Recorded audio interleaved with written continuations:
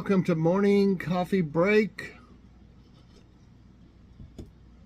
I hope everybody is doing great today. It's Saturday, October 5th. Currently it's 64 degrees. High today is 79. A little bit warmer than it's been. 2% chance of rain and winds at 2 miles per hour right now. Today there will be a Kroger haul. If you saw the out and about, you know, we went to Kroger, and it's not a huge haul, but we got some great deals, and we got some waters at an unbelievable price. So if you see that video today, you'll have until Tuesday if you want to go get some of the items that you see in the haul. So definitely check that out today. What's for dinner? We never had our fish and shrimp yet. I'd like to have that tonight, but it's been crazy lately. We've had so much going on, and we need to have that, but I don't think this, we'll have to go get some slaw mix, I'd say. That one that I've had in there has just been in there too long by now. Okay. And the Gorton's, it's Gorton's air fried shrimp, butterfly shrimp, I believe. They are really good. You can put them in the oven, but I don't know if they've already been cooked with an air fryer or they say air fryer on there, like they've been air fried or something, but you can still put them in the oven. They're great. Okay, let's look at the jokes today. Okay, there's an old story about the data center of the future. This data center runs 24/7 with only a man and a dog. The man's job is to feed the dog. The dog's job is to make sure the man does not touch the computer. So what does it do? Growl at him when he touches the computer or something? Okay, my second grade student came running up to me whining, "Look what Robert stuck on my back." It was a sticky note with the words, "Kick me, I'm stupid," written on it. I took Robert aside and lectured him on how to treat people with kindness and the importance of being polite and encouraging. A few minutes later, I heard, "Look what Robert stuck on my back." It was that first little boy holding another sticky note. This one said, "Kick me, I'm smart." Okay, this is an older one. They didn't come out with jokes today. And back then, this was like from 2020. Back then they did, I hear kitties playing with a lid from a pop bottle. I hear her running up and down the hall. She knocks it like a hockey puck. And then she carries it in her mouth too and runs with it. Okay. This is, it was called a fact a day instead of thought of the day back then. Maybe I should write that down so I remember that's what it was from. A fact a day. Or fact of the day. It's fact of the day. Not, well, it also says afactaday.com on there. Okay, anyway, this is about the shortest NBA career. At 3.9 seconds, Jason Curry holds the distinction of having the shortest career in the history of the NBA. Curry was drafted by the Chicago Bulls during the summer of 2007, but never played a minute for them. That means he's just sitting on the bench drawing a check. You know. It wasn't until January 2010 as a member of the Los Angeles Clippers that he took the court. He only played in one professional game, and was only on the court for 3.9 seconds in 3 years. But you know, like I said, hey, if you're sitting on the bench, you still get your pay. You know, so he got to watch a lot of basketball games right up close and got paid for it. Hey. Can't beat that. Kitty, did you lose your little cap you were playing with? Shy. Okay, I think this will be good maybe for trivia time. Let me go to Okay, when was the first item with a barcode scanned? 1974, 1952, 1991, 2005. You know,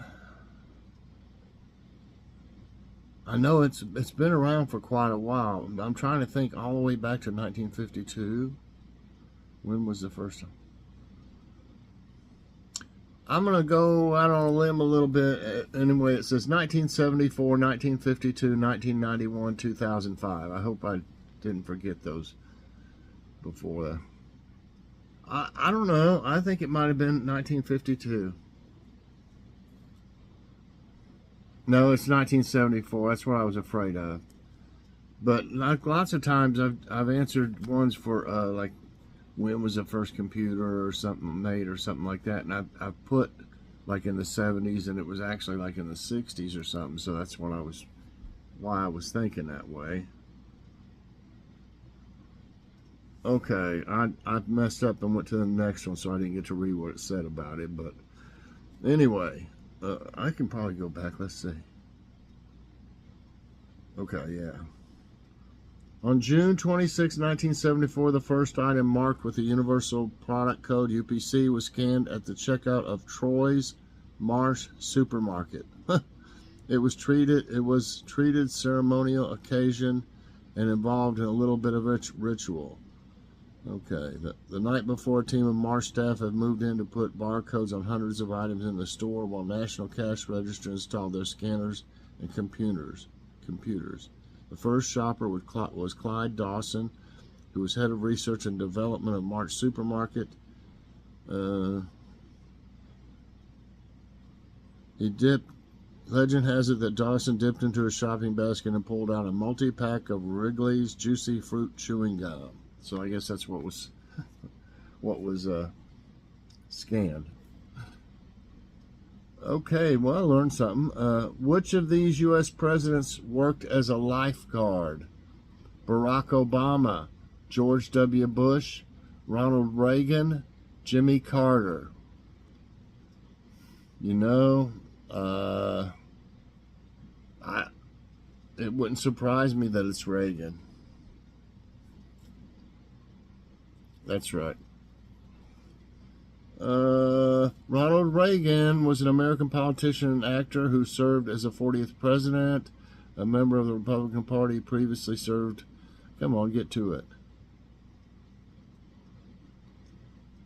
So his first job involved working as a lifeguard at the Rock River in Lowell Park. That's the part I was wanting to read. It was about. Okay, what food was named after an aristocrat who liked to gamble as he ate? We had something similar to this question about this before. Toast, pizza, nachos, sandwich. Y'all remember? It was something. It was a different question, but it was about this. Like who invented, or something like who invented that food. I think it was sandwich. He didn't want to leave the poker table to get something to eat. He just wanted a sandwich. Okay, I think it was roast beef. Well, the concept of a sandwich, essentially a selection of meat, cheese, or other food placed between bread. The Earl of Sandwich. Anyway, he asked his cook to deliver slices of salt beef between two pieces of toasted bread. Okay. Because he didn't want to have to get up from gambling. Which canyon was formed due to poor farming practices? 9 Mile Canyon, Bryce Canyon, Antelope Canyon, Providence Canyon. I don't think I've ever heard of any of them. So, formed due to poor farming practices. I just want to say Providence. Hey, that's right. I just guessed. Although the appearance of Providence Canyon evokes comparisons to the landscape of the American Southwest, its history is unique.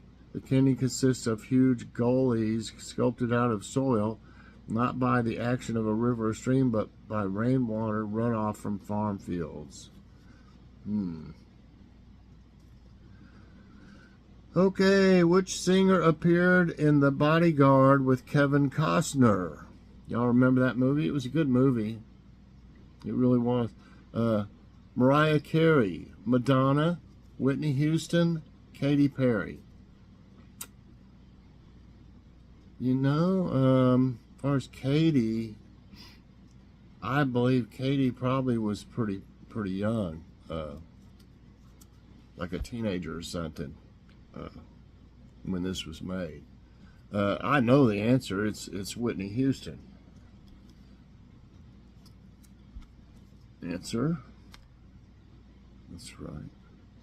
Come on. It's taking its time for some reason. What? Yes. The Bodyguard's in 1992. Yeah, Katy Perry would be pretty young, I believe, in 92. American romantic drama thriller directed by Mick Jackson, written by starring Kevin Costner, Whitney Houston, Gary Kemp, Bill Cobbs, and Ralph Waite. It follows a former Secret Service agent turned bodyguard, and he's hired to protect a famous actor and singer from an unknown stalker. Right. What's the name of a bed that can be folded against the wall? Davis, Jones, Smith, Murphy. I know I've seen the beds that fold like that, but I never knew they had a particular name. Folding bed. Davis, Jones. Put the Jones back up against the wall. How about that, Jones? I don't know. Wrong. It's Murphy. A Murphy bed in North America, also called a wall bed, pull-down bed, fold-down bed, or hidden bed, is a bed that is hinged at one end to store vertically against the wall or inside of a closet or cabinet. So they called it the Murphy, huh? 4 right and 2 wrong. Harry Potter has a lightning-shaped scar in which part of his body? Oh my gosh, I don't really... neck, forearm, forehead, chest. Oh, I remember showing that. I think it's on his darn forehead. I could be wrong. Yeah. Forehead. The series follows the life of a boy named Harry Potter.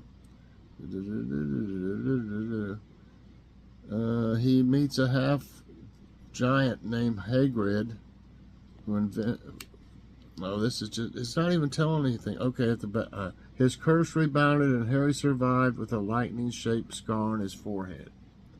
Too long of an explanation for that. Who played Alan Turing in the 2014 movie The Imitation Game? I don't even remember that. I don't know if I've ever seen that. The Imitation Game. Alan Turing. George Clooney. Benedict Cumberbatch. Tom Hanks. Keanu Reeves. The Imitation Game. Alan Turing. Well, I don't know. My first just instinct was George Clooney. Could be wrong. No, and it's the one one of the ones I never heard of. Benedict Cumberbatch. The Imitation Game is a 2014 American period biographical thriller. It stars Benedict Cumberbatch as Turing, who decrypted German intelligence messages for the British government during World War II. Oh, okay, so 5, 6, 7, 8. Which of these signature fast food burgers was created first? Burger King's Whopper, Jack in the Box boxes: Sourdough Jack, McDonald's Big Mac, Wendy's Dave's Single. Which was created first? Big Mac's been around a long time, but I think the Burger King had the Whopper ever since they opened. I'm still going to go with McDonald's. It might be Burger King. No, it is Burger King. I was afraid of that. The Whopper's been around about since they've been open, I guess. So it's a Whopper. I haven't had one of those in years. I'd love to have one. See what's probably a lot smaller or something now. The Whopper is the signature hamburger and an associated product line sold by the international fast food restaurant chain Burger King. Okay, one more. Which gas is approximately 78% of the Earth's atmosphere? We had a question something like this a while back. 78%, I would hope, is oxygen. No, it's nitrogen. Okay, 78% of the Earth's atmosphere is nitrogen? I would have thought oxygen, you know. While oxygen is necessary for most life on Earth, the majority of Earth's atmosphere is not oxygen. Earth's atmosphere is composed of about 78% nitrogen, 21% oxygen, 9.9% argon, and 0.1% other gases. Wow, okay. Okay, so anyway, I ended up dead even. 5 right and 5 wrong.